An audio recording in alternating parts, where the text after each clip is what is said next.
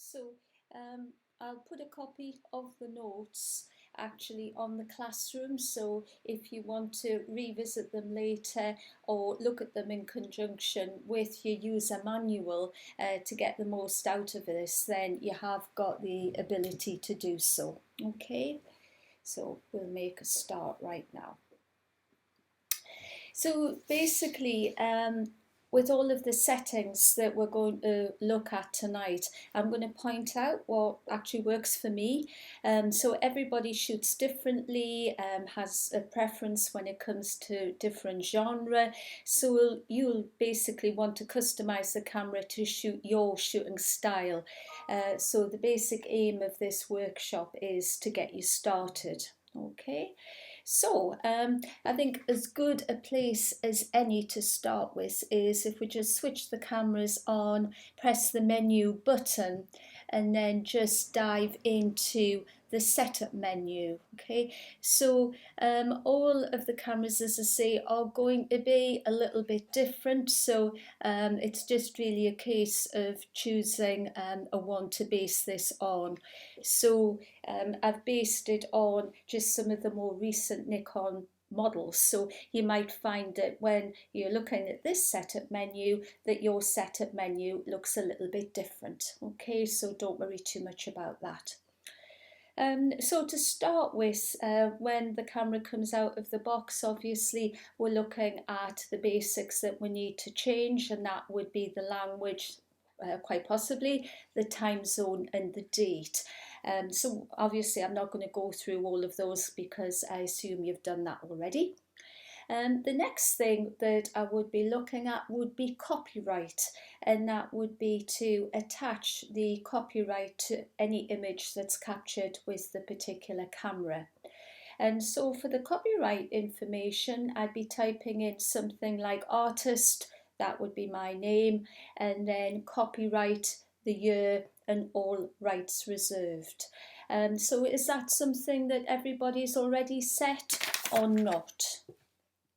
Yeah, so we've got some shakes of the head. Lindsay's joining us now. Hi, Lindsay. Okay, so that's something to just have a look at first of all if you haven't set that. So we're in the setup menu, and that's just to say that all this information will be available for you to pick up later.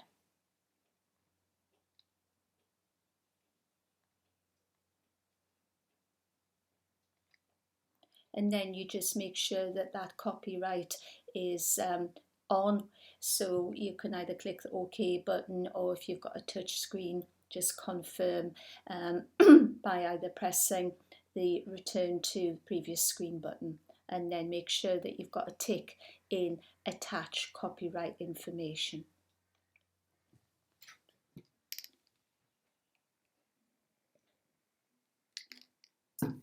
Jane? Yes.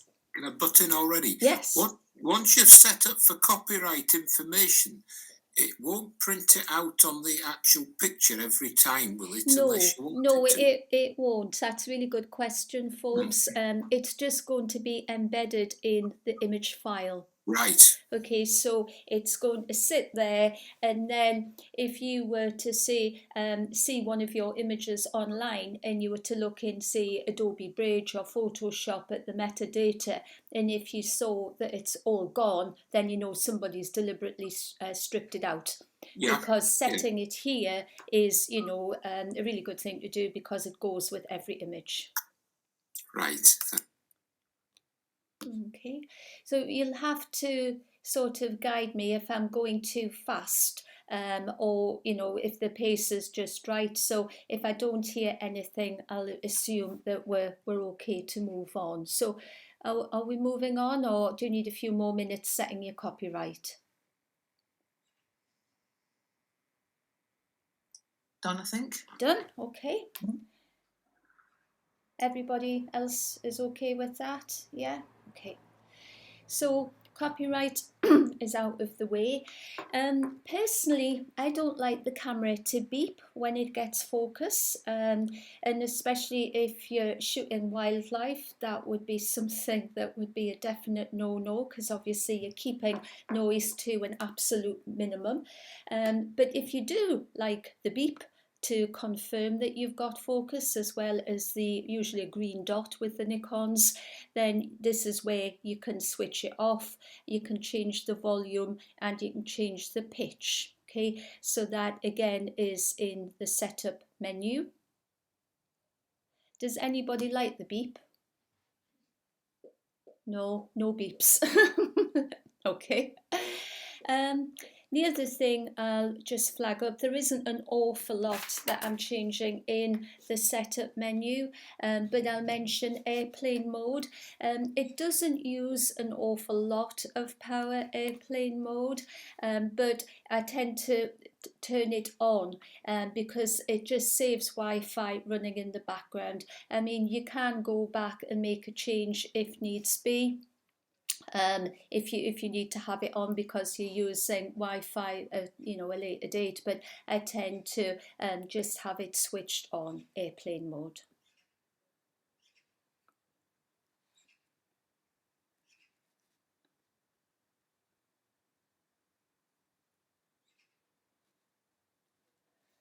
Okay, and then this one within setup is really useful, saving the focus position.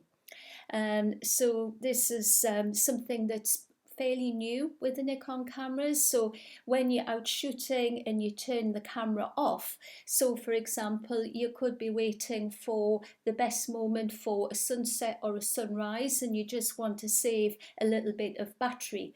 So you might decide, okay, I'll just turn the camera off for a little while because the time's not right.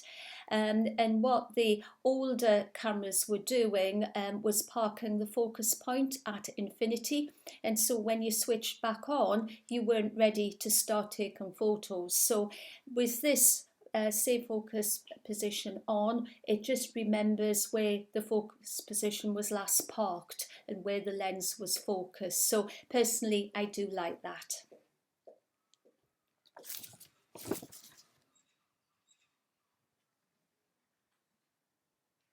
Would that be under tools as well, Jane? I think maybe mine's just not got it.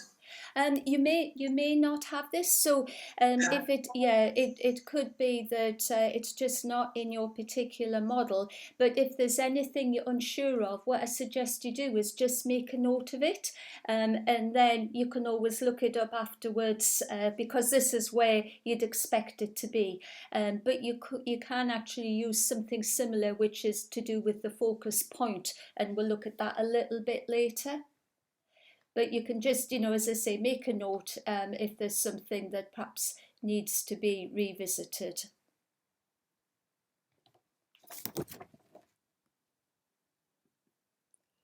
And that was just the airplane mode that we mentioned before. So that's really about it that I personally changed for the setup menu. So now we're going to go up to the top to the playback menu. Okay. So this is the next thing to be looking at, and the heading that we'll cover is Playback Display Options. So this is a really important screen because obviously you get to dictate what it is you want to see when you're reviewing your images. So to start with, I'll just mention the first thing is add info. So this isn't going to add another screen when you scroll through playback. Okay, so this is very useful, just adding the focus point. So that just shows you where the focus point was when you captured a particular image. Okay, so that's really useful. So just to tick that, you can press the right hand button on the multi-selector or the OK button, or if you've got touch screen, again, you can just tap the touch screen. Now, the next group that we have here are going to add another screen to your playback. So you've got to really decide if you actually want this information. So if we just take a look at the first one, exposure information, so that's very useful. I would always take that. Highlights, I would tick that as well. That's one of the most used screens as well, because obviously that's indicating the blinkies. So this is the highlight warning. If you have, say, clipped a bird or whatever else happens to be white, that'll just show you where on that image that the clipping occurs. Then you can retake and just adjust your exposure accordingly. The RGB histogram, again, very useful. I would tick that. Shooting data. Now, I would advise not to tick that, because that will just put on at least 3 pages of extra information to scroll through. Again, it's personal preference. Maybe you like all of that, but if you're customizing the camera, then you know more or less all of that anyway. So with all the information that we've previously ticked, shooting data is probably something that you don't need. And one of my favourites is none. So that's particularly useful because, I mean, sometimes you just want to be able to see the image with no detail at all. So if you have got that, then none, just to see the image, is very useful. So it's just in playback when you're scrolling through all of these different features. And then once you've made those changes, then just scroll through and then you can see them all. So I'm just pressing the base of the multi-selector, and that's just taken me through the choice that I've added.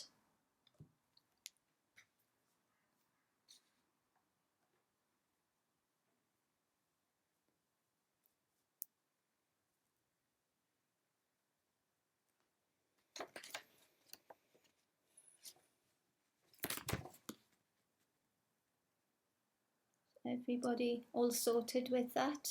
Jane, can you select none and the others as well? Because if you put none and you've just got the image, then yeah, so none is good, and so that, yeah, you can select all of these and none. It's just none is on another page. okay. Yeah, does that make sense? So if you basically just want to look at the image, which is quite often what you do want to see after you've seen your shooting information, then none is just very useful. Okay, thanks.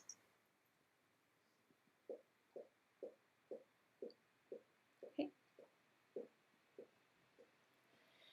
Right. And then another one which is really quite useful in looking at the playback menu is rotate tall and off.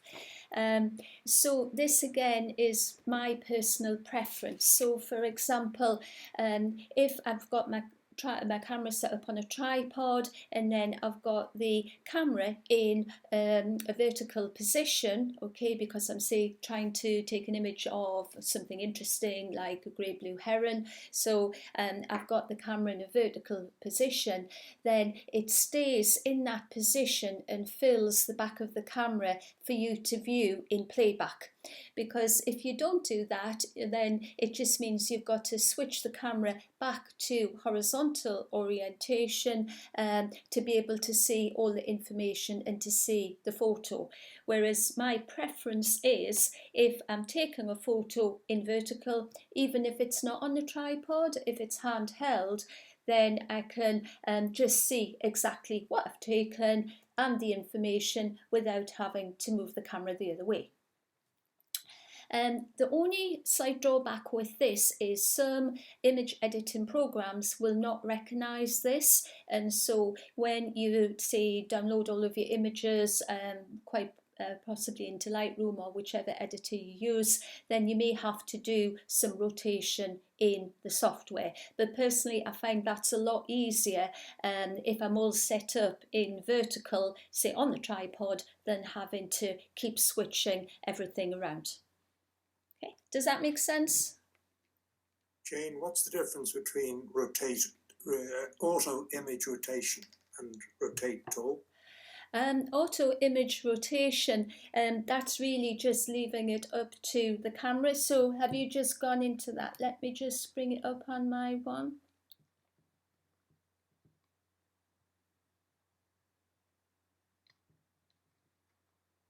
Yeah, so I've still got auto image rotation on so that it will auto rotate if necessary. And then I've got that rotate tool off. So though the combination of those two works to achieve what I've just described.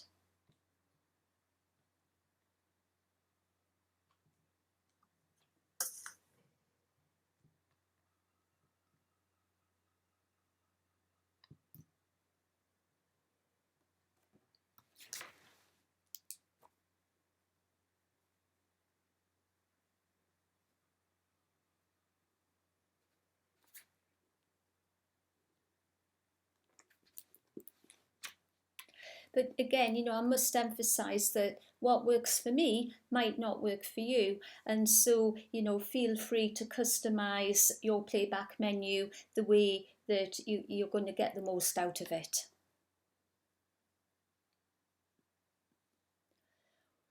Okay, so next we'll move on. There's nothing else that really changed in the playback. Next we'll move on to the photo shooting menu. Okay, so that's the next one to be looking at. And then in photo shooting menu, if we come down to file naming, then you'll see that in file naming we have the default settings. So we have DSC for example, sRGB underscore then 1234. Then we have Adobe RGB underscore DSC 1234 as examples.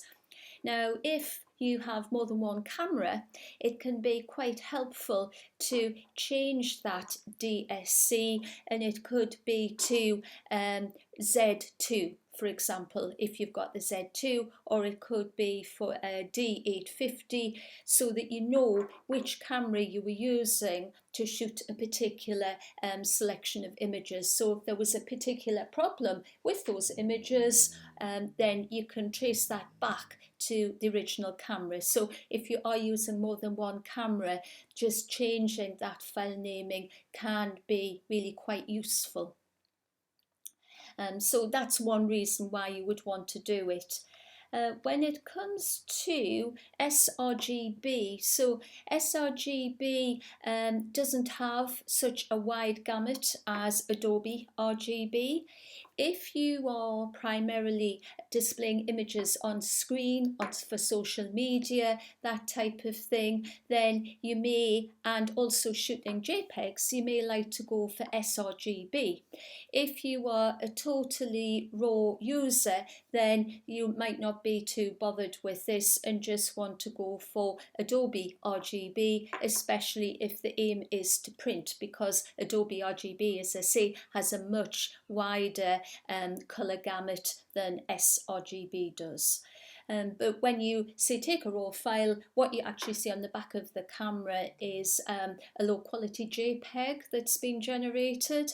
And so if you know that's your aim and you're just really wanting to share images on screen, you don't do any printing, you will see a slightly better presentation on the back of the screen using sRGB, because I'm convinced that these monitors are unable to support the full Adobe RGB gamut.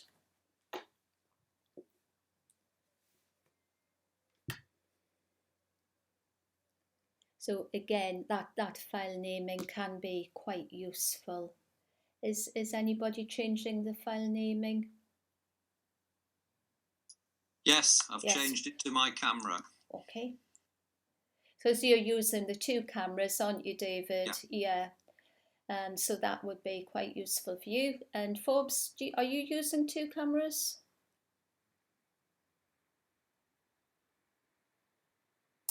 Sorry, I've lost my mouse. I've had to do that.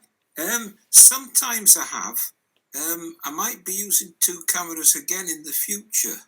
So I've made a note of it here, what to do, as you've been talking.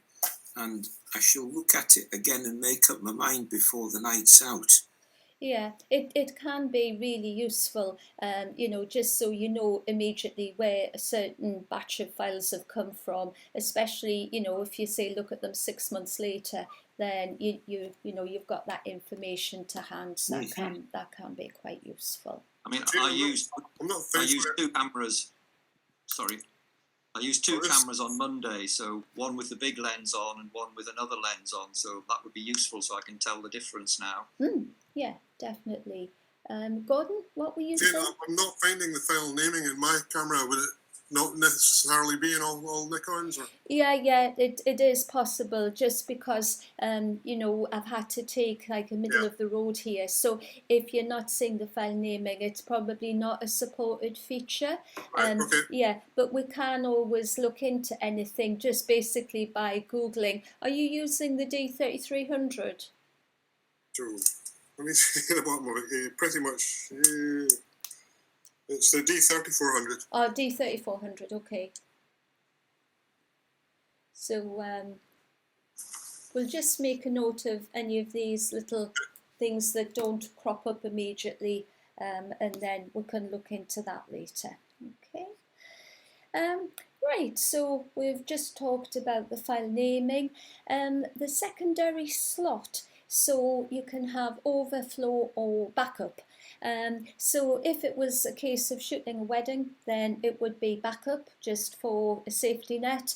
When it tends to be wildlife and you're shooting, say, a lot of birds in flight, that type of thing, I tend to prefer overflow for the secondary slot. So again, that's really, you know, your choice there.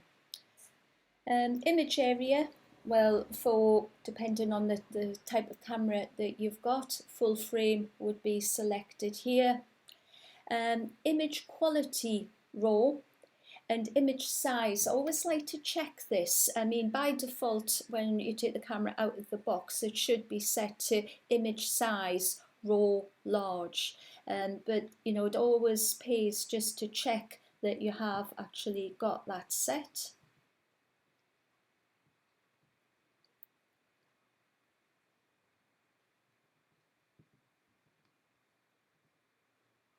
Not really bothered about the JPEGs, because JPEGs can be created from the raw files. And then just check that that's raw, large. And that, of course, is just for those of you that are shooting raw. If you are bothered about the JPEGs, then you can decide on the type of JPEG that you wish to shoot, whether you want to shoot JPEG fine along with a raw file, but obviously that's going to take up more space on your card. And so, you know, that's something just to bear in mind. And then we've got raw recording. So this is raw recording. The best thing to go for is lossless compressed. So no data is being taken out, it's just being compressed. That's the only one to use on a Nikon.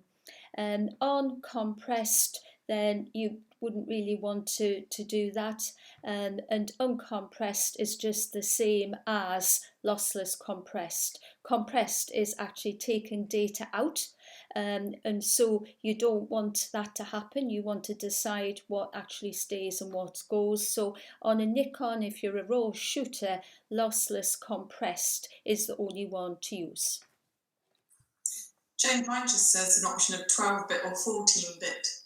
Okay, so if you can't really discern any difference between 12-bit and 14-bit with the human eye, but it is down to quality. So if you say were going out and you knew it was going to be like quite a special photo shoot with a lot of opportunities, you might want to put it on 14-bit just to get that extra quality, and you know, will increase the size a bit as well, and it will take slightly longer to process, but it just means that the bigger the file, the more you can do with it. If you decide you wanted to move pixels around and say find a picture within a picture, so anything special, you could put it on 14. Right, thank you.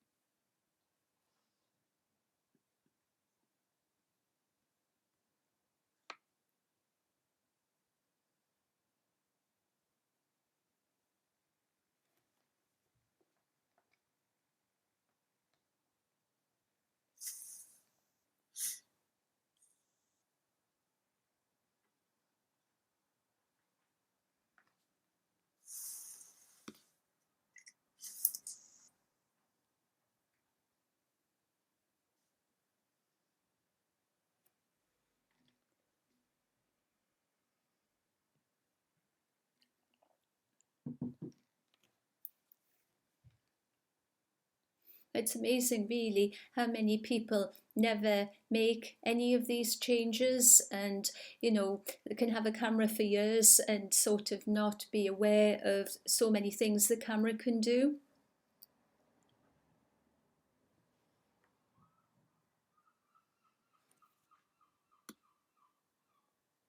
Right, are we done with that, or we're still working on it? We're done? Yeah. Okay. Right, so we'll have a look at, we're still in the photo shooting menu, and we're having a look at ISO sensitivity. Okay, so this is quite useful to set. So some of you have been doing work where you're using like auto ISO and manual settings, just to for various shooting scenarios, especially wildlife, birds in flight, etc., which can work incredibly well. But again, it's important that you get all of this set up correctly. So the first thing is the base ISO. So if you think that you might be, say, taking wildlife shots, shots of birds in flight, then the base ISO is where the camera is likely to start from. Okay, so this is important if you are using this auto ISO. So you can start off with the base level, because if, for example, you were to set ISO sensitivity at maybe, I don't know, 1000, then that's where the camera is always going to start off from. If you're in like a semi-automatic mode, say you're in aperture and you've set it up to actually use auto ISO, then it would start at that base level. And then it's going to max out, if it was aperture, it'll max out the shutter speed before it starts changing the ISO, and then it'll start cranking that up. So to get the most out of these the auto ISO setting and wildlife photography, then the best thing to do is to set this at the base level. But it doesn't have to be wildlife. It could be that you want to use it for general shooting, which I do. I probably use it maybe 60-70% of the time, and so it's important to set it right. So on most cameras, like the higher end models, you'll have like a setting which could be like low 3, then after that you have a number which should be something like ISO 64. Some of you, your base level will be 100, or some will be 200. So best to set that at the base level. Okay. And then it's best to set the maximum sensitivity that you can deal with, and this depends on what you're shooting, your personal preference, and how good you are at noise reduction. Okay, so you can cap the maximum that the camera will actually go to. So for a Z7, for example, a Nikon D850, I would cap it at 6,400. The Z6 is different, and that would be something like more or less the highest, because it's particularly good at working with really high ISOs. The D750, I'd cap that at 6,400.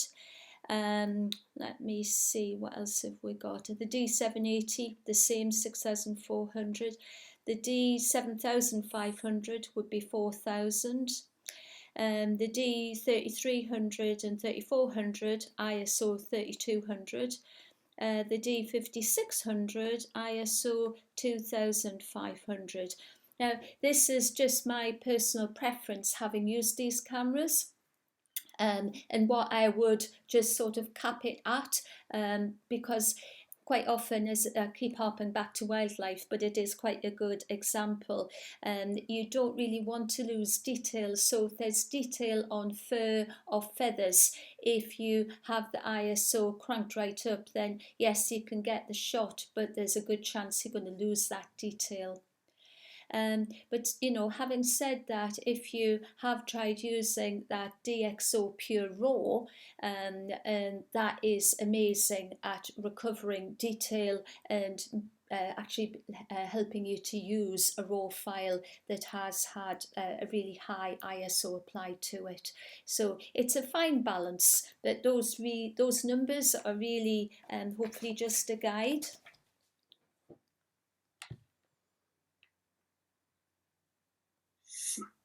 So Jane, with the auto ISO, it's something I've not really understood. Is it so you'd leave it on permanently, would you?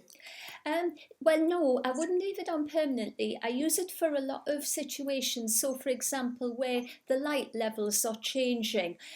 So it could be that you've got a bird flying, say, from a nest, which is in quite a dark area, to a light area to get the nesting material. And so the Auto ISO is very quick at working with changing light levels. And so you're not having to fiddle around, hold the button and turn the command dial to constantly set a manual setting. So does it only work in like aperture priority or shutter speed priority, or No. it will override manual, will it? Well, it's a manual setting, but it's referred to as a semi-automatic setting. So even though in manual mode, so the camera's set in manual mode, you're setting the aperture, you're setting the shutter, but you're not fully manual because the camera is doing the Auto ISO thing. Okay. Yeah, so it's very useful for changing light levels. I'm thinking, non-wildlife would be market settings, street photography, anything like that. Not so good, say, for studio work, because you can just basically set a manual ISO because everything's the same. And that you're controlling everything, including the lights. So for that, you can just set it manually. Okay. Thank you. Lisa just took the question out of my mouth. That was exactly the same one I was going to ask. So thank you. I use Auto ISO quite a lot, Jane, just in the same way that you were describing for when the light's changing a lot, and I'm using it in manual mode. And I've always wondered, if you were in shutter priority or aperture priority mode, could you still use Auto ISO? Because then there's two automatic things going on within the camera, and how does the camera decide which one to apply? Yes, so you can certainly use it in shutter priority or aperture priority. So you just set it up as normal. So if it was aperture priority, you decide on your aperture, and then the camera is going to adjust the shutter speed. But it's important that you have this base level set, because it's going to look at that base level, and then you can put in sort of like how far you want it to go, and so that would be the ceiling, if you like. So you set the aperture, the camera will do the shutter speed, and then it'll apply that ISO sensitivity, keeping it as low as possible for that given circumstance, whatever that is. Yeah, okay, yeah, understand. Okay. Jane, what do the L and L01, what do they mean on ISO?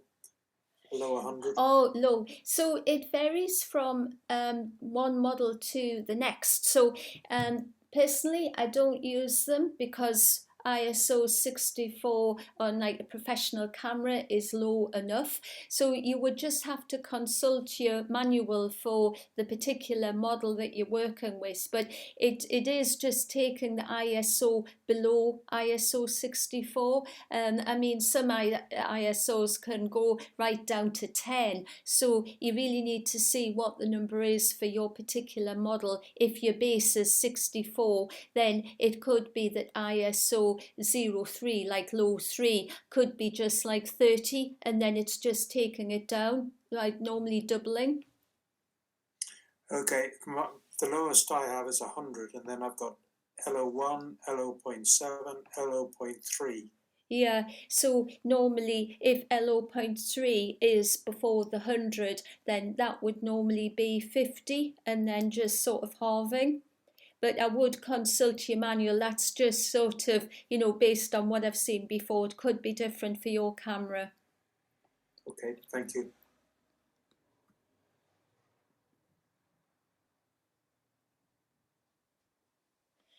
Right, so we'll continue. So we've got over that bit with the sensitivity. So we'll just have a little look at long exposure noise reduction. Again, it could be in a slightly different place within the menu, but normally you will see that in your shooting menu. So it's just been slightly clipped on there underneath D-lighting. So long exposure noise reduction, love it or hate it, it will shoot a black slide when the shutter is with the shutter closed, and it'll compare the noise in the long exposure that you've taken, normally more than 2 seconds, with the black slide, and then it'll take the same time to process as the long exposure.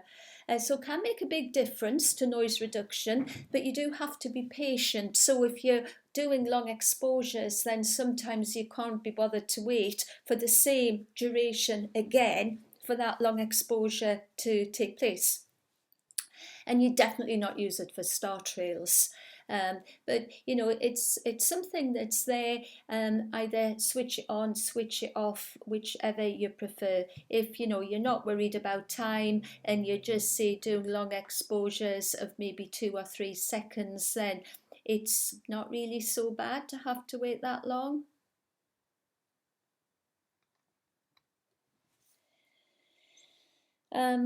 And the next one, moving down to white balance. So on the Nikons, a huge range of different settings. Doesn't matter, obviously, so much when you're shooting RAW, because you can change it, as you know.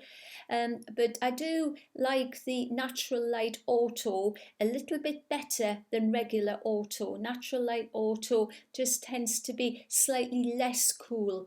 Nikon has a tendency to have a very cool auto white balance, but again, it's just personal taste, and just gives you an idea of what you're seeing on the back of the camera. Jane, on mine, I think it might be like on the screen here for the auto option. I've actually got 3 options within there. There's like auto 0, which is keep white and reduce warm colours. Then auto 1, keep overall atmosphere, and then auto 2, keep warm lighting colours. So I've always just had it on, you know, keep overall atmosphere, but I'm interested to hear that you suggest or you use natural light auto, and how that might differ from the sort of standard auto.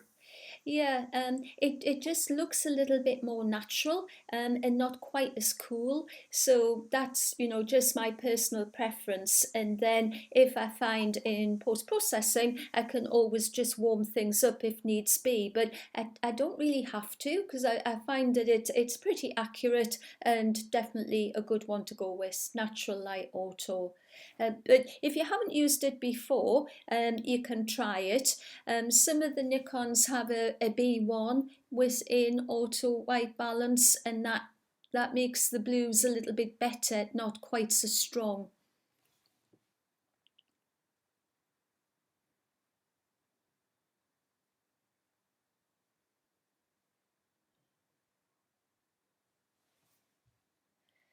And then in the photo shooting menu, we've got that high ISO noise reduction for TIFFs and JPEGs. That, you know, if you're using TIFFs and JPEGs, you can just leave on normal. It's not a RAW setting, so it doesn't tend to be something I really bother with. And then if we scroll down again to silent photography, so this can work quite well. So on, and this is actually, when it's on, it's using the full electronic shutter in live view in this particular model that I'm working with at the moment. And so just go down to check on that. And it can be set to a custom setting for quick access. So I tend to just have that silent live view photography on. Focus shifts shooting, which is just like focus stacking. So some of you will have that. You can always assign that to a button or to my menu, and we'll look at that a little bit later. So focus shifts shooting, very useful with the Nikons if you happen to have it. It just saves you having to do it manually, so the camera will do it all for you, and it works really well for landscapes, for macros, whatever you care to use it for. So that again you can assign to either your menu or to a button if it's something that you're likely to use quite a lot. Jane, with the just going back to the silent photography, I don't have that on mine. The only thing I have is if you go to the release mode, you've got a quiet shutter release. Is that a similar thing, or is that something different? Yeah, so it's just really cutting down on the noise, and so using the full electronic shutter, you know, you haven't got the mechanical shutter sort of clanking away, and so, you know, it just makes it a lot quieter. So is that just in some cameras you have that? Yeah, it's just on some cameras. So I've just taken a photo and you haven't heard it. That wasn't the clank before, that was the clank just moving the camera. So yeah, basically with that live view silent mode, it's just brilliant. And you can also use that for those of you using focus shift shooting. It works really well in that as well. So you just look for the green light to see that the images are being taken.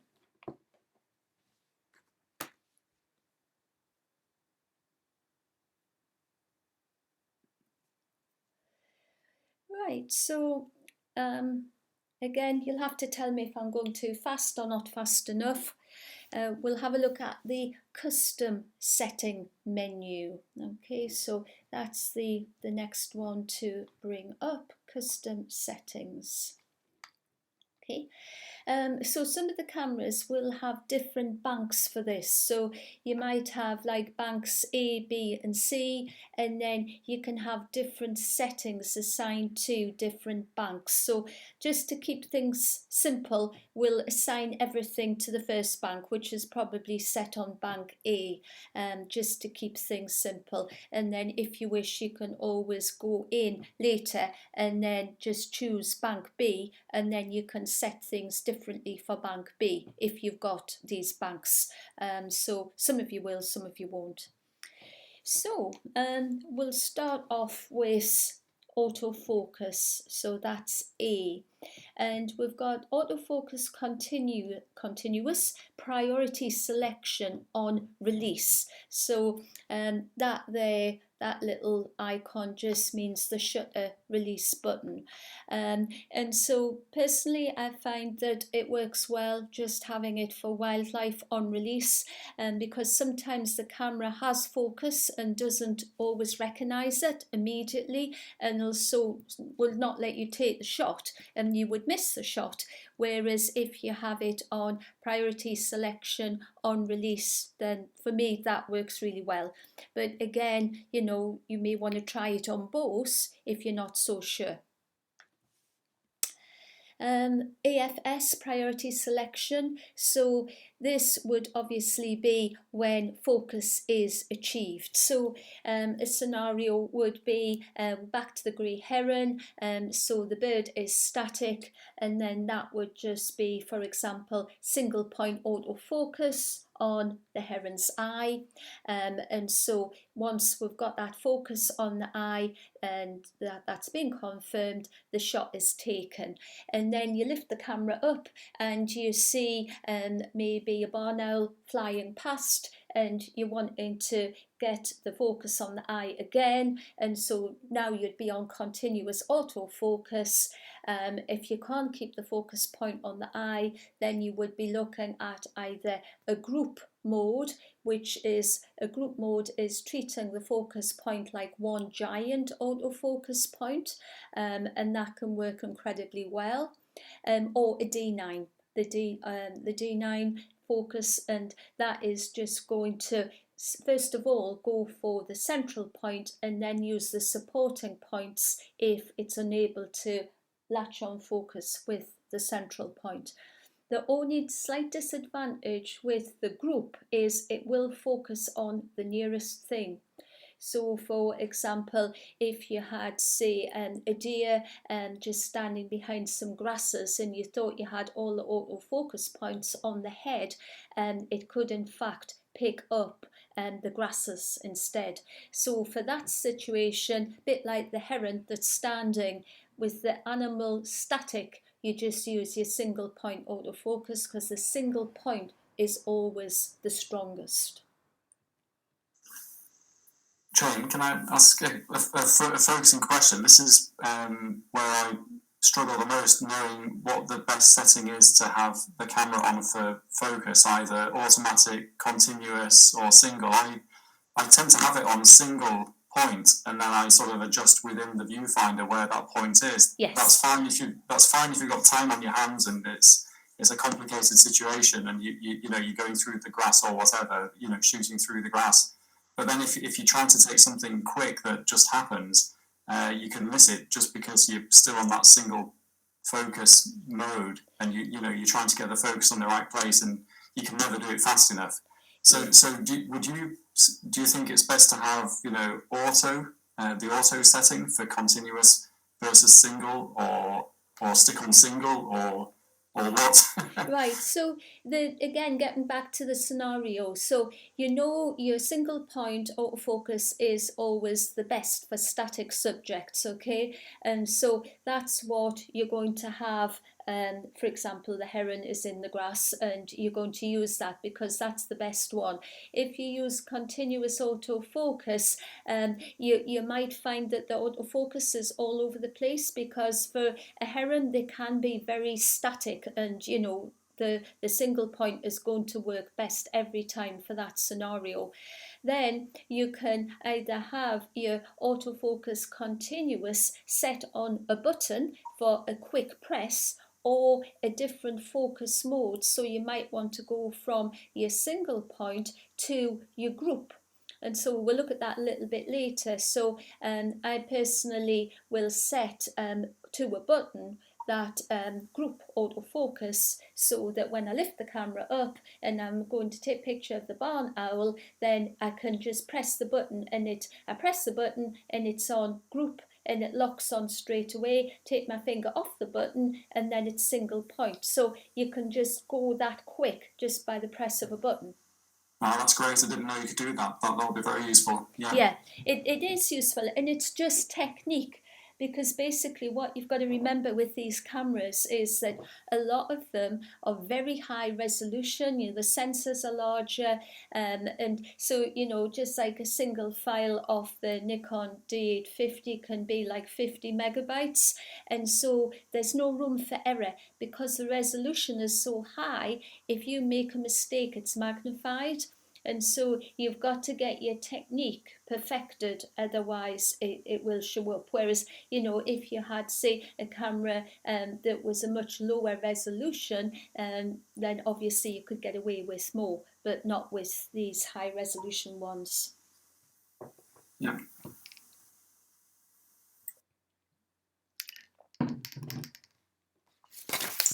Sorry, I have an AFC priority selection, but I don't have an AFX priority selection. So do I still just set the AFC in release and just Yes. yeah, and just Yeah, I would say yes, just do that, because obviously you weren't able to come out with this Monday night when we were doing the practice with birds at Killingworth Lake. But if we go there again, or you can just go out, you know, by yourself, if you read the notes from that, and then just have a practice, because all of this is practice, practice, practice, just to so that you get quicker, you get your eye trained. You know, you're not going to sort of go out unless it's a fluke and grab an amazing picture without the practice. You know, it's just something you've got to really work at. Right, thank you. I'll just come back to focus tracking with lock on in a minute. Focus points used, so that's really important. It's not the number the camera is using, it's basically just the ones that you can select. So if you have it set to all points, and this brings us back to Philip's point that a lot of the cameras, you've got to get used to moving your focus point across the screen when you're looking through the viewfinder. So again, this is another practice thing. So for example, Lindsay, you're using the D850 and there's a joystick, and then that is really good because you can just whiz your focus point across the screen as needs be. And so that's all points, if you like, and that can be quite fast. But if you have it set to every other point, then that can be even faster, because the camera is going to move every other point across the screen as you move that focus point with your thumb, with your multi-selector, or whichever way you've got to move it. Okay, so you can try both and see basically which one that you like the best. Okay, but if you find that the focus point isn't moving fast enough for you, supposing you're working with really fast birds like puffins or something, then it could be that you want to go to every other point. I don't have on my camera the autofocus point selection, or it must be named something else, I think. Well, it would just be like single point autofocus, and then you can move that focus point, Lindsay. Right, okay, So, I've got you. Yeah, so it's not on, because on the multi-selector, you can turn the dial so it's on L, and that locks your focus point. Right, yes. Yeah, or you take it off L so it's on the dot, and then you can just use your thumb on the multi-selector or the joystick, which is a lot faster, and then you can feel it because it's quite tactile, and as you look through the viewfinder, you just move it. Right, okay, yeah. Okay, thanks. Okay.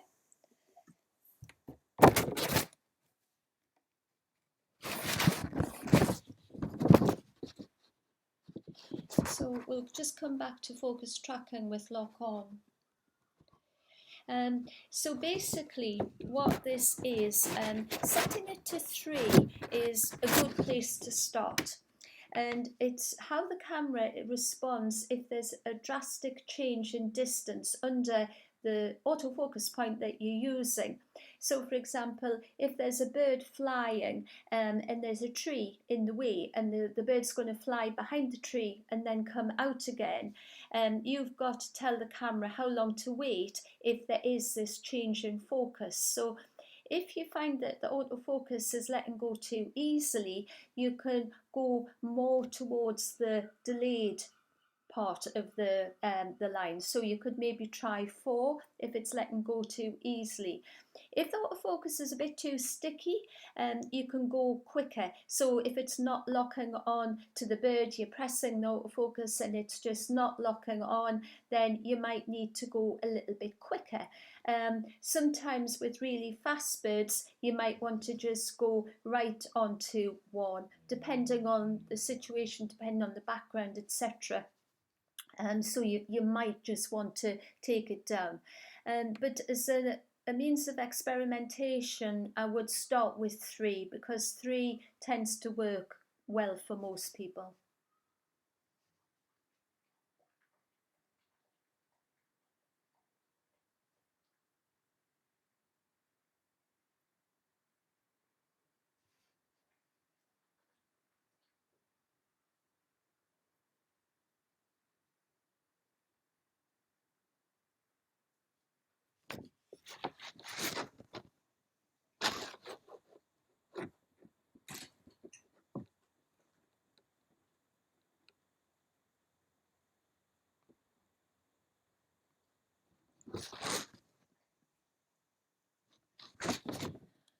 Right, storing points by orientation. So another thing, if you see like a little asterisk next to any of these settings, then you know there's been a change made, okay?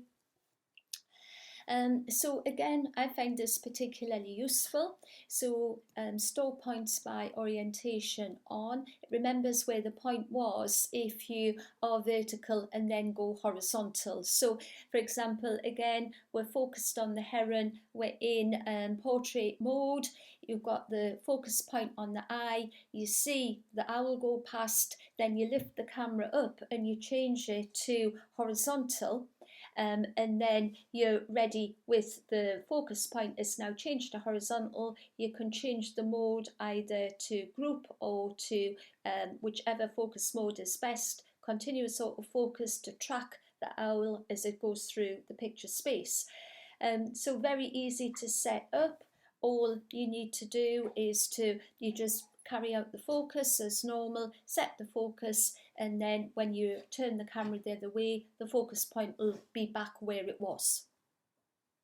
I hope I've explained that all right. Does it make sense or not? Makes sense. It does. Oh, thank you. And it'll also remember, which I particularly like, the autofocus area mode that you've selected.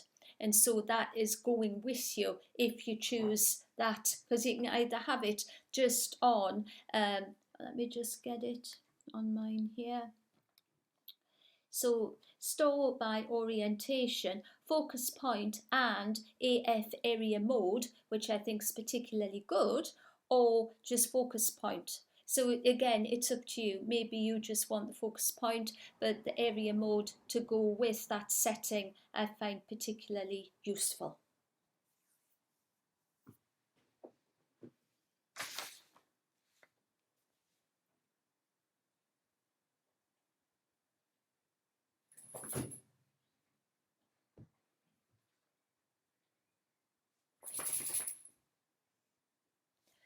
One thing I should have mentioned about that silent photography, those of you that have it, if it's turned on, there can sometimes be a concern about rolling shutter, and that's just the way the image is scanned from one side to another using the electronic shutter.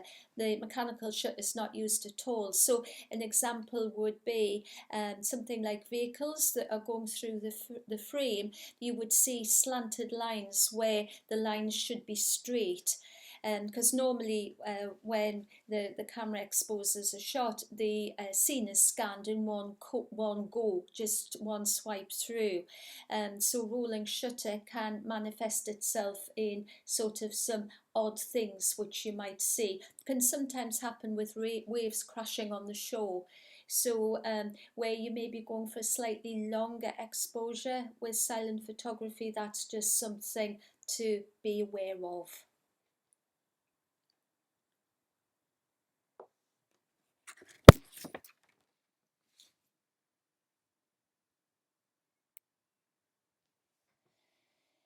Does anybody like back button focusing? Anybody use it?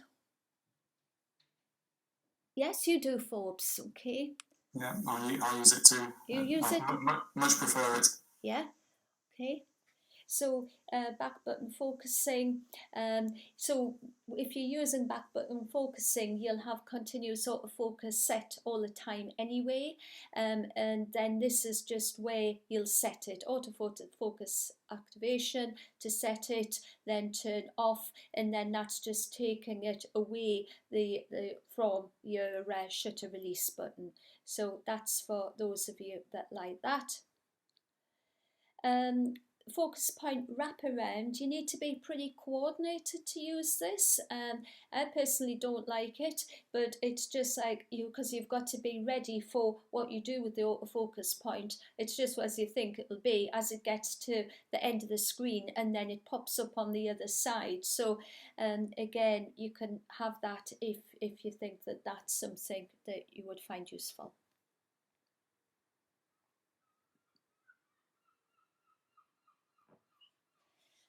Now we can have a look at the autofocus areas.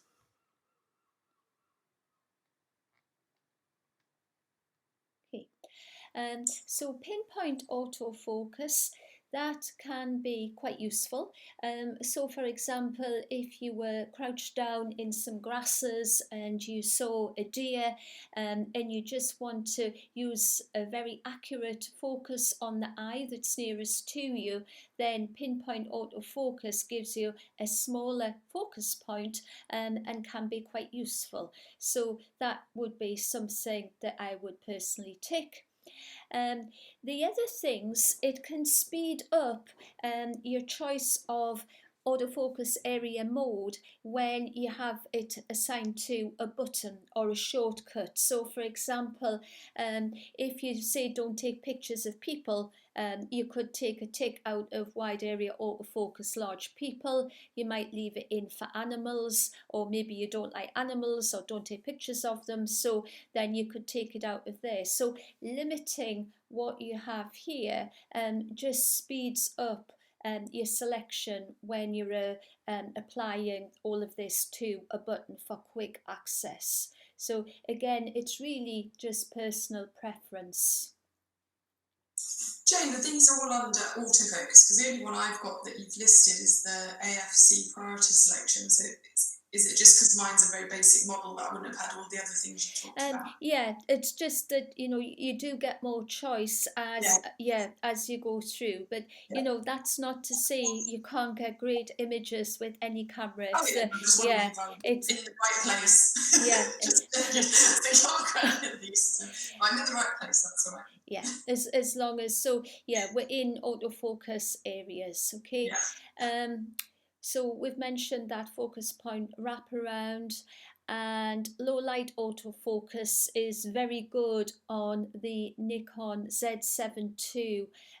So I would have that switched on, David, if you haven't already got it switched on, because it really is good. Something Nikon's always excelled at, the low light work.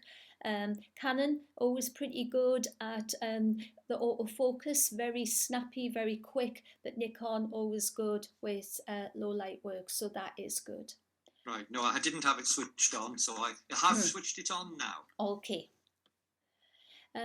Right, so the next thing, just bring this back up on my camera.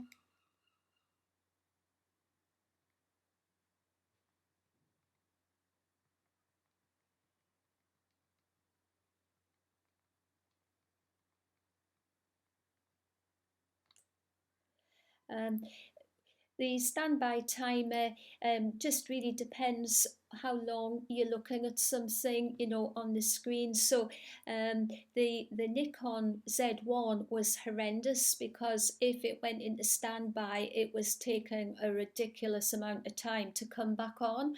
They have tried to fix it with firmware, and they've definitely fixed it with the Z2.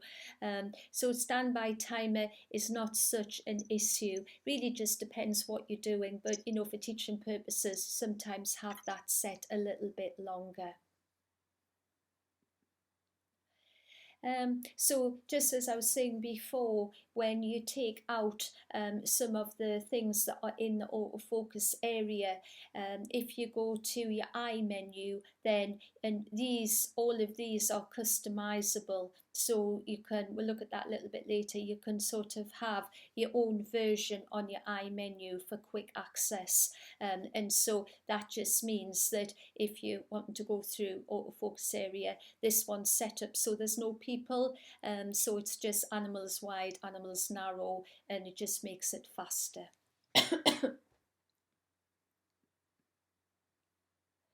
Okay, so we've just mentioned that about that wraparound. The low light autofocus, we've mentioned that. Built-in autofocus assist. So again, this is just going to zap off a beam of light to help the autofocus lock on. Again, if you're a wildlife photographer, you don't really want animals being blasted with that, so I would personally have that off. But if you were, say, doing some low light work, and you know the aim was to get the best autofocus as quickly as possible, then you would probably want to use that built-in AF assist.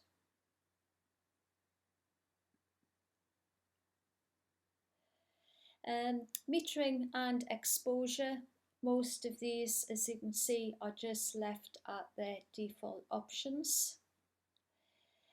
Power off delay, so that you can increase, mentioned that before. Really it can be frustrating if the monitor turns off when you're reviewing an image, if you're wanting to look at something longer, but you can always come back. So if you change it to say 20 seconds and you think, oh, that's way too long, you could change it to 4 seconds or whatever suits your shooting needs.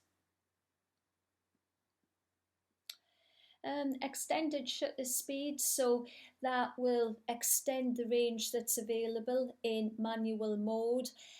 The slowest shutter speed available when on is selected would be like 15 minutes. So extended shutter speeds can be used for astrophotography, that type of thing, anything where you want these crazy long shutter speeds. So you basically just choose on and select a shutter speed of 60 seconds or slower, whatever suits your needs. So that's another feature that's there, that you can always dip in and out of if you've got it. The selectable image area, so most of you will be on full frame if you've got a full frame camera, and you can see the size of that. Some of you will be on crop, but then we also have different image areas that we can use. So sometimes you might want to use, say, 1:1, if you're wanting to just sort of crop down the frame size. So I used that when I was taking pictures of leverets. That worked particularly well. Sometimes you might want a wider view, so you can change that as well. So again, that you can set it to a button if you're likely to change it. It depends really whether that's going to be useful or not. But again, you can remove the areas that you don't want to see in the shortcut button. Okay. Apply settings to live view. That works okay. So everything that's been set that is applicable to live view, if you're using live view out in the field, that works really well. Framing grid display places a grid in the viewfinder. So personally I do like that, and so I would have that turned on, framing grid display. Some of you'll have focus peaking, and so that is really good for live focus, manual focus assist. On some of the cameras, like the older cameras like the D850, that will just be in live view when you're working in live view and you're in manual mode. So basically it's a great way of assisting manual focus because it will show up items in red. You can't change the colour, but it will show items in red that are in focus, and so it's just a real help when you actually come to use live focus. Very useful. And for the Z7, you can use that in the viewfinder. And as I say, you can't change the colour, but it really helps you get a very good focus.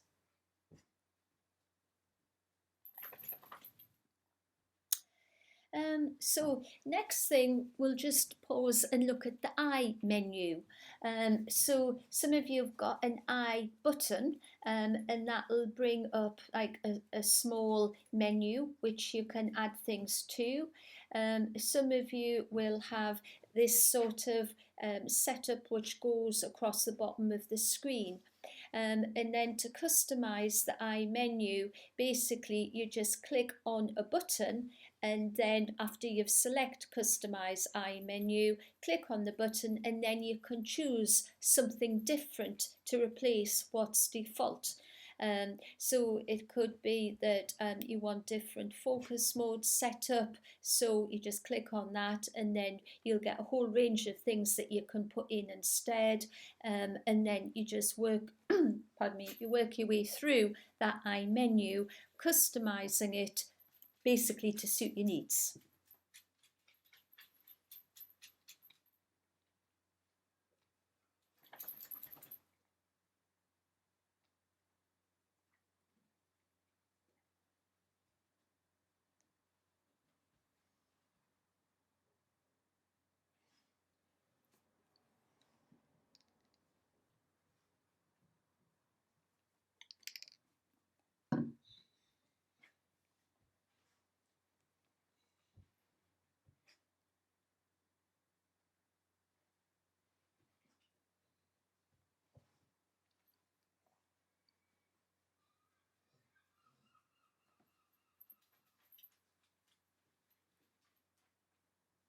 So is that working okay, everybody? Managing to customize the I menu. I can't find it, Jane. Right, do you have a button on the back of your camera that says I? Oh yeah. Yeah. Is that's just Does that give you like an info? Image quality, it just it doesn't say custom controls, it just says image quality, so I can change things like bracketing, ISO, spot metering, things like that. Yeah, yeah. So it's really like a shortcut to those things. Oh right, okay. Yeah. So that is it? Yeah. Right. So really quite useful just to go through and put in the things that you're likely to use quite a lot. Yeah, I do use those quite a few times. Yeah, so I didn't realise that was the same thing as the custom. Jane? Yes. I've just seen that as you talked about the I menu, and that I think that's the first time I've pushed the button on the camera. I don't know if that's an admission or not. I've just seen it just now. But there you go. You've managed. Don't worry, Forbes. I'm the same. First time I've pushed it as well. Great minds. Well, at least it's being a useful workshop if you're finding things out about your camera. Absolutely. It's a great shortcut for the big menu. Yeah. Yeah. I don't know what half the things on the big menu are, so I always just use that one because I can just about cope with that one. But it is really good, and I mean you're making all these changes, so it's important to just try, because you might find it hard to remember what you've done. Just sort of think about it, or each day just run through some of the changes so that it's kind of like muscle memory, and you just know straight away where to locate things. So because you've got to be quick.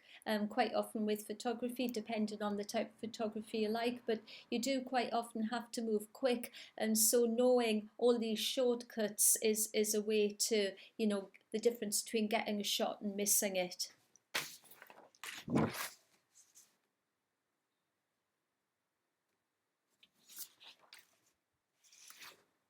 So it's a bit off.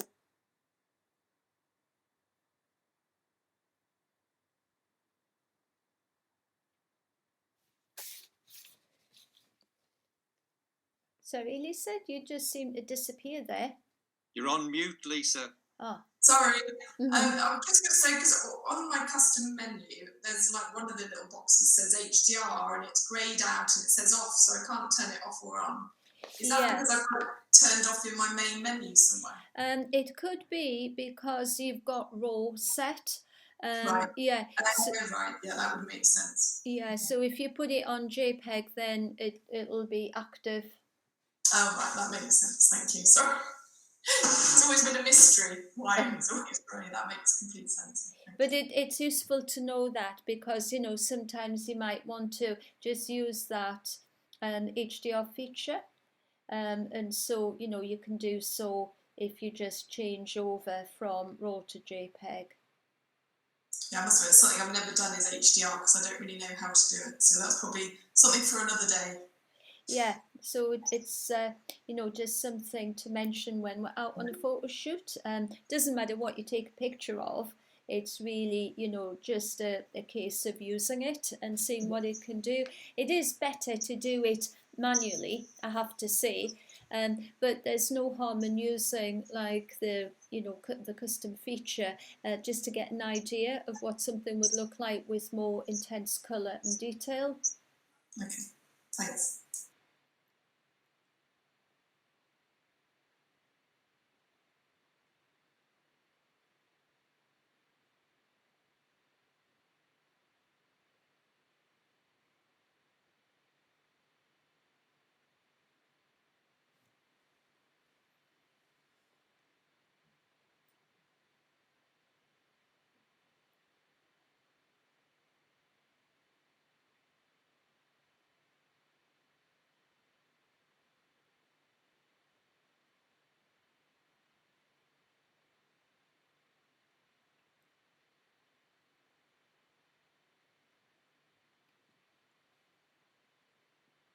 Oh, there's the cat, David. That cat is such an attention seeker.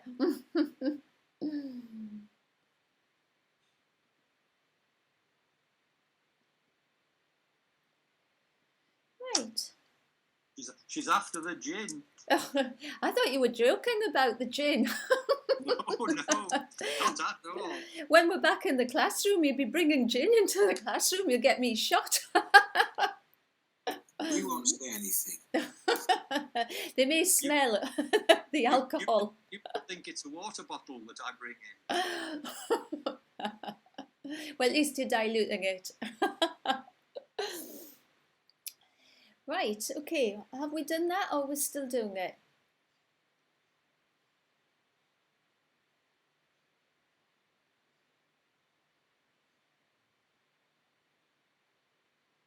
Are we moving on, or just a few more minutes? Moving on, Jane, I think. Oh, moving, yeah, moving on. Okay. Right, so next thing, we're looking at custom controls, okay? And so this is like a custom control setting. So if you just have a look at controls, it may say custom control assignment, okay? And then what it does, it shows you where a certain button is and what you can change. And so this is what I was saying before, that when you make these changes, it's really useful to just kind of go through them frequently on a daily basis anyway, because then you're just familiar with where they are for speed. Okay, so for example, the first one could be like the FN1 button, or it may show up as a PV button. It's going to be slightly different on each of the models. So this is it, and this is where it is, and then when you click on it, you can then choose what you'd like to put on that particular setting. Okay, so it could be that on this camera, on the function 1 button, changing from white balance to spot metering. Okay, so that could be like a useful feature that you just simply on a button press you straight into spot metering. So that's something I'd find quite useful. Then the function 2 button over on the other side, and so on the other side, a lot of the different models means that you're using a button press and you're turning the back command dial. So if you've only got one command dial, it could be that you've got a button and the front command dial. Okay, so with this one, you can use like a function button, and then you can have a different autofocus mode and an area mode. So there's like all these different combinations that you can work through. And this again, is going to be different for everybody. So it could be that you don't use spot metering, you might want to leave it at white balance, but the customization is great. So the joystick is particularly good. I use the joystick press on mine, so when I press that, I get a virtual horizon in the viewfinder, which is basically just a little line. And it just means you're off to a flying start, because you've got the camera perfectly level when you've got the little black triangle pointing upwards. So if you've got a wonky horizon, then you know that you're not straight because you haven't got the little black triangle. So that's just personal preference, that I have that set to a joystick press. So you just basically press it to switch it on, press it to switch it off. So I'll just let you have a look at those features, and then you can see what's going to work for you. Jane, that's amazing. I never knew you could do that. So basically, for example, the preview button, I never preview, because I never use it. But to use it to be able to get straight into spot metering is just a much better use of it. That would be for me. Yeah. It is. It's really useful because it's just quick and easy once you've located it to use it.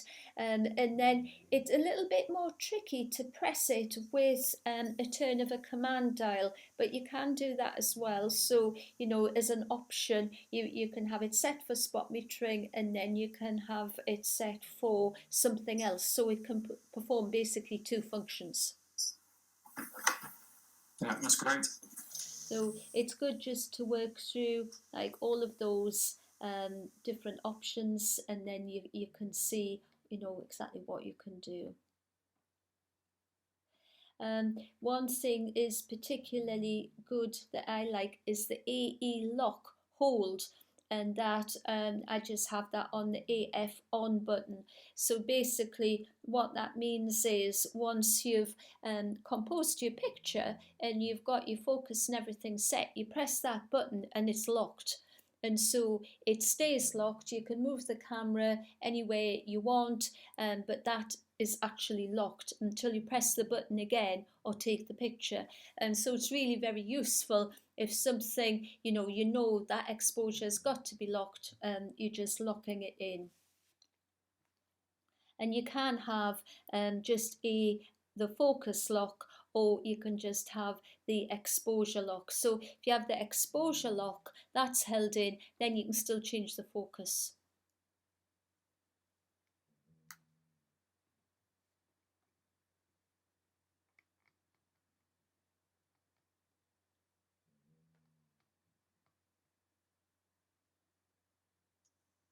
I might have to listen to all of that on the recording, James, just fighting the cat off the keyboard.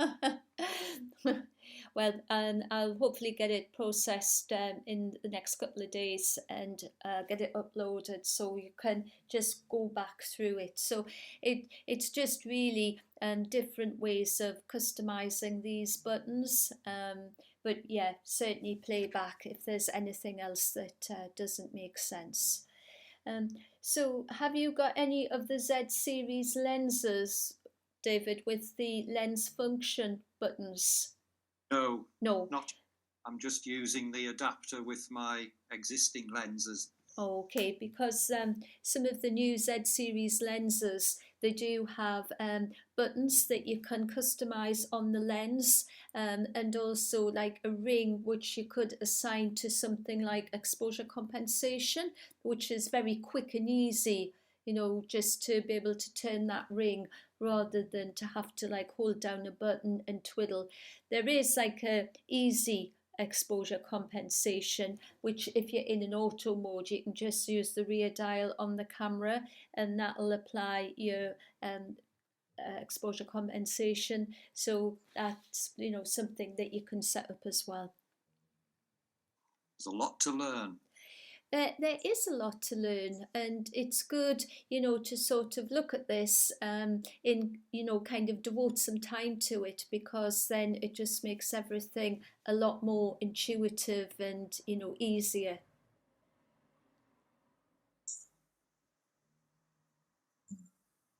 Yeah, I might have to have a, next time I see you, a bit of help with that, Jane. I'm not quite sure about these function buttons. I think I've got one set, but yeah. So I'm trying to work out. I mean, what would be, I think I've got 4 options, but I'm just not sure what would be the best use of them. I've got one set as bracketed, but just so I can switch to bracketing. But yeah, well, I don't know what would be the best things to set. You know, the most basic things. My knowledge is very limited. So if you had a couple of basic things that you think would be useful. so it's basically, you know, just what works for you, because I can, you know, say what works for me, but I don't sort of customize a button if there's a button already there, and a lot of people do that, and so I find it easier just to use like the regular ISO button rather than to customize that. But some people prefer it on another button, so. We'll have a look and see what's on your camera though, and you know, we can talk about what's actually going to be the most useful. Yeah, great, that'd be great, thank you.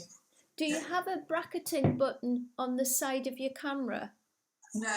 You don't, so somehow I managed to sign. I don't remember. Remember I was having that problem with the photo shoot, I couldn't get the bracketing to work.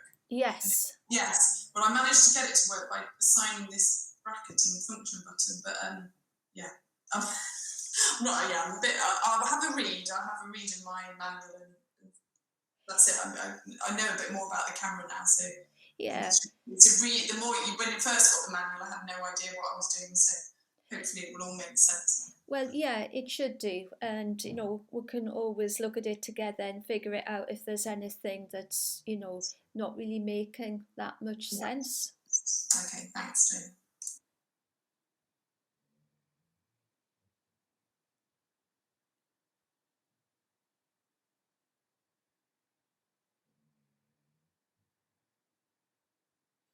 So again, we're just sort of going through these settings now that you know how to customize your controls using a custom control assignment.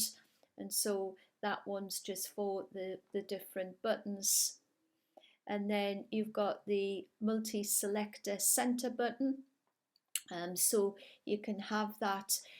So we've got playback mode, and if you just go into that, you can choose zoom on or off, amongst other things. So personally, I find it very useful to press the center of the multi-selector, and then if I've just taken a photo, then I can zoom right into 100%. Okay, so 1:1 100% works really well. High magnification at 200% looks really oversampled, so that I would say is too much. Low magnification of 50%, I would say that's not really enough, so 1:1 is perfect, and so that just takes you straight in. You can also use that in live view. And so in live view, you can do the same thing. So if you just go back to live view, and then you can choose zoom on off, and then same thing, 100% in zoom on off, and then that means if you're in live view and you're focused on something in the distance, then you just press the middle button and it takes you straight into 100% where your focus point is to check the focus.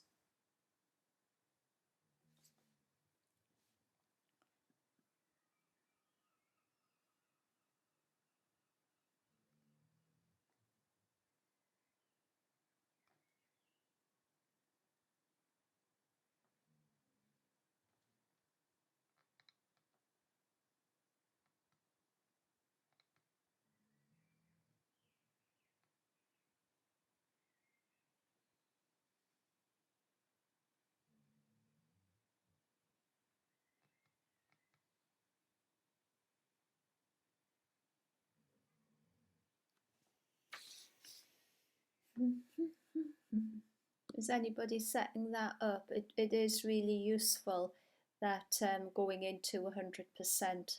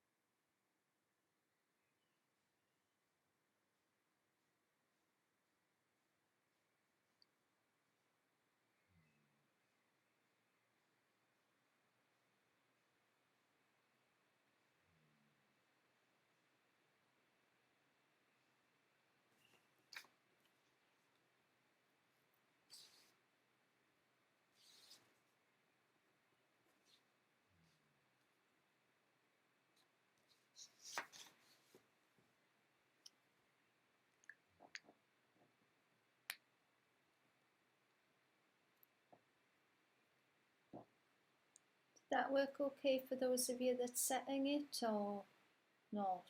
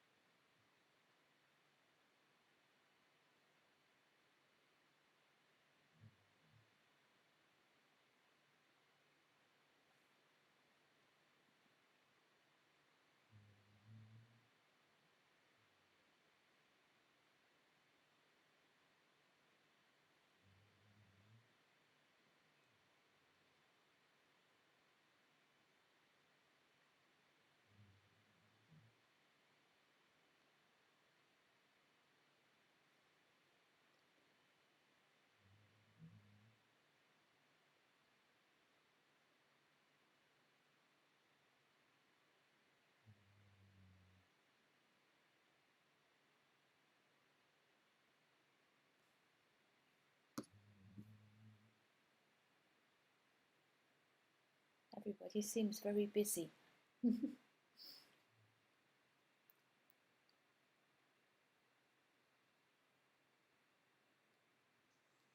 Just playing with all the different options.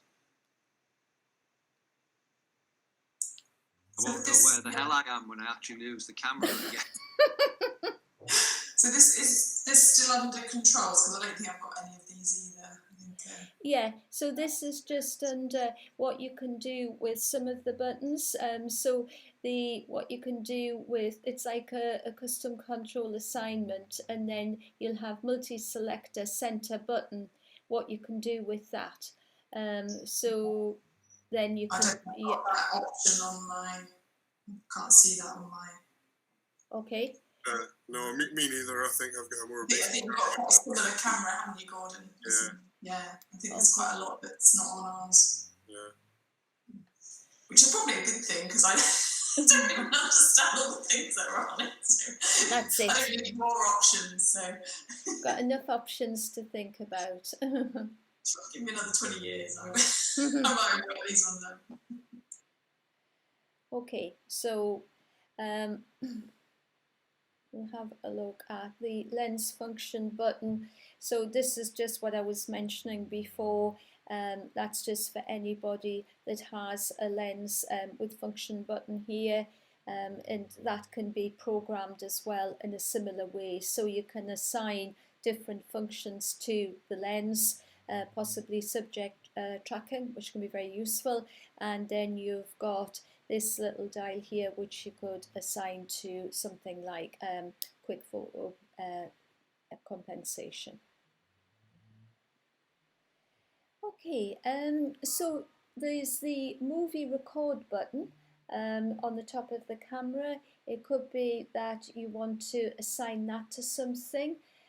So some people have it for autofocus area modes, and then with that the front dial will change to AFS or AFC, which can be quite useful. So again, in your custom controls, if you just go down to the movie record button, so again, you might not all have this.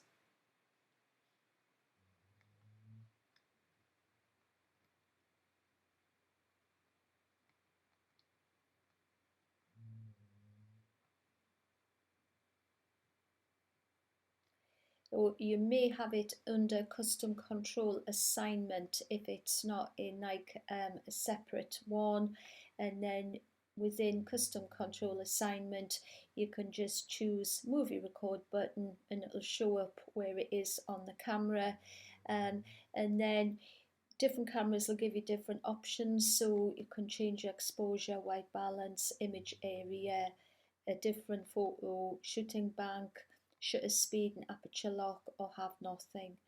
And then if you can assign it to like autofocus, it's very useful for like AFS or AFC.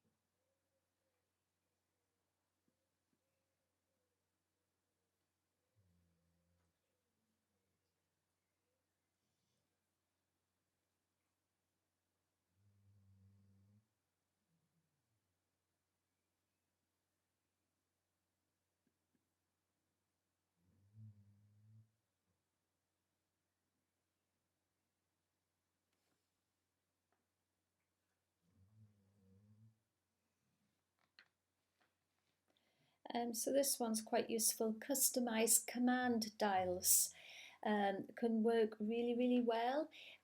So it means that, you know, quite often with Canon people, they've got this massive control that they can just skip 10 photos at a time, which can be quite useful. So you can do the same on a Nikon. You can have the back dial 1 image at a time in playback, and the front dial can be 10 images at a time in playback. So basically you just go into Customise command dials and then choose subdial frame advance. So 10 is quite useful for that. So it'll just do skip 10 photos.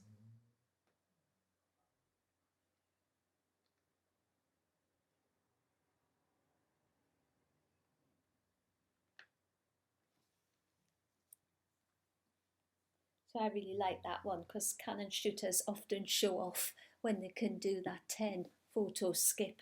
So make sure if you set that, you do it in front of a Canon shooter.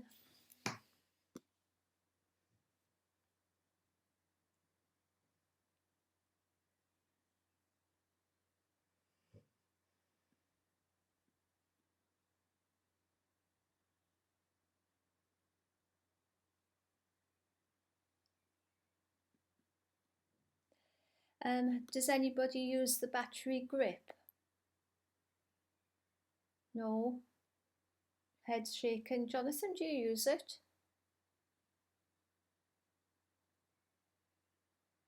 Are you muted, Jonathan?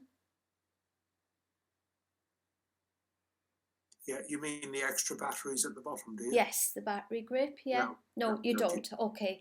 It's just that if you did, and it can run quite expensive. I mean, for the D850, it's sort of £650 by the time you add in what you need for it, the special grip, and then you need the special charger and all the rest of it. It is quite expensive, but if you have it, then it comes with more more things you can customize. Basically, I don't use it because it's adding to the weight, but if you did have it, then you can assign the NB N11 buttons to that battery grip. And movie section, I don't actually make any changes there. My menu, so this is quite a useful one. So if you just bring up my menu, so just scroll down to it, and then you'll see just near the bottom, and then you can add all sorts of different items to my menu. So you just go to add items, and then you can quickly just put in whatever is going to be useful for quick access. Another thing that I find particularly useful within my menu is choose tab. So if you go to choose tab and then you go to recent settings, then within recent settings, if you make any changes, then it will show you what those changes are within that recent settings section.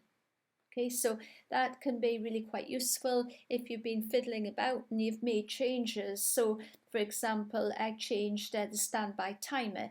So now I can see that in recent settings. So I just select it, and instead of going menu diving all the way back to where I was, it takes me straight back to standby timer, and I can correct it or make another change. So I find that particularly useful to add to my menu recent settings. So you can add items just by clicking add, and then you can just go through whatever you want to put into my menu. And then just remember, it's there, it's, quick and easy to select.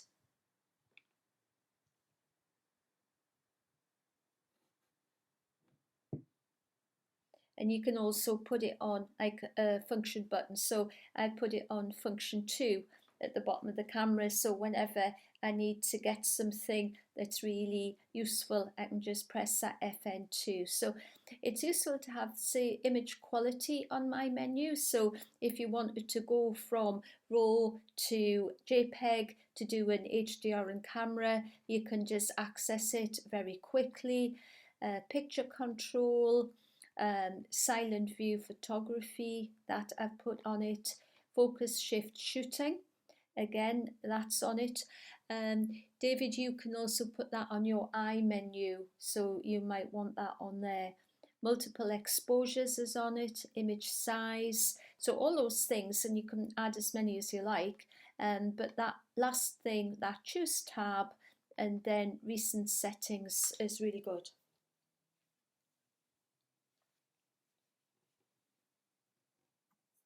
Not all the cameras have my menu. Ah, okay. So if you haven't got a my menu, then there's plenty of other things that you can customize, which we've been through. So I'm pretty sure you'll have it, David, on the Z7. Yes, it's there. Yeah.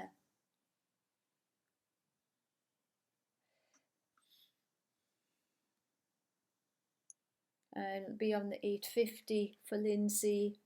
But if you haven't got it, you can go into some of those other things that we've covered tonight and customize to your heart's content.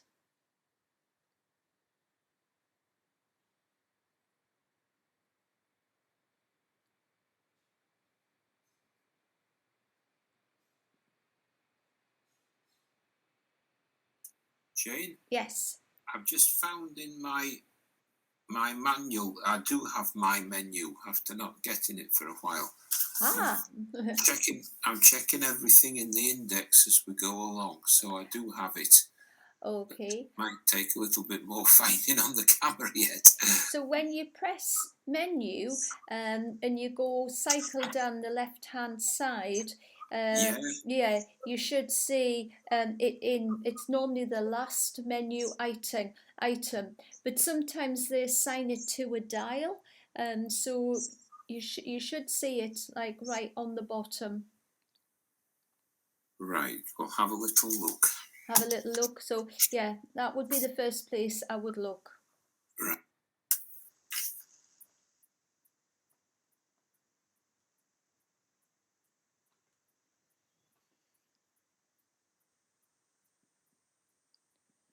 Okay, so that's brought us to the end of the slideshow, and I've just gone through the things that I would change. I'll mention another 2 things that you may or may not be aware of. So should work on most cameras, and that is just a quick format.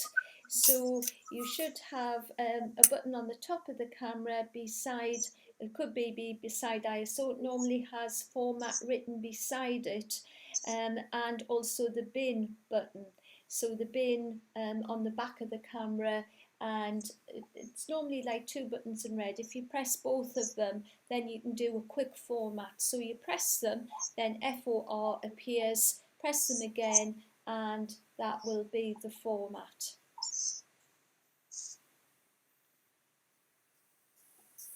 If you have got a multi-card slot, you can use the back dial to choose which slot you're formatting as well, and then you just press the buttons again.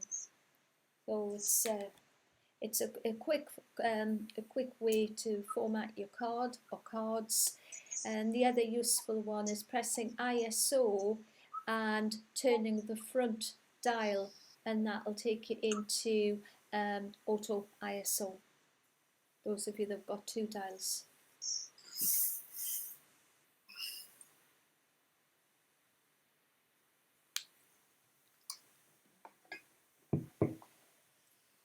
So I hope you found this session useful, because obviously we've had to go into quite a lot of detail for those of you that have got like semi-professional or professional cameras, and so I hope that it's more or less covered something that everybody can take away and use and just customize the Nikon. Yeah, You should definitely. do that when you buy the camera, Jane. They should give you this breakdown of that. It would be helpful, wouldn't it? What would you use the user buttons for, Jane? On the top, you know, where you've got auto, aperture, shutter, and then user U1, 2 and 3 on the Z7. So yeah, if they let you just have like separate customizations, I would use them for that. So I might have like one lot of settings for, say, macro work. There could be another lot of settings for wildlife, another one for portraiture. So if you can customize them for that particular setup, that's probably what I would use them for. Right, I'm going to have a go at that as well then. Okay. So have fun with your customization. Drop me an email if you get stuck, if there's anything I can help you with. And just remember to keep going through all the changes you've made so that they become like second nature and you're not thinking, oh, where's this, or how did I do that kind of thing. I think therapy may be required more than anything else. Or more gin. Yeah. Good. Brilliant, excellent, really good, thank you. You're very welcome. Thank you very much. Thank you, Jane. Thank you. That was good. Thank you very much. You're very Jane, welcome. will you? My computer crashed and I was kicked out for about 15 minutes. So will you be posting a recording that we can access somewhere? Yeah, I will certainly. So as soon as I get it processed, I'll send you all a link, and there'll be a YouTube link within this classroom, okay? And then you'll be able to play back anything that you've missed. Great.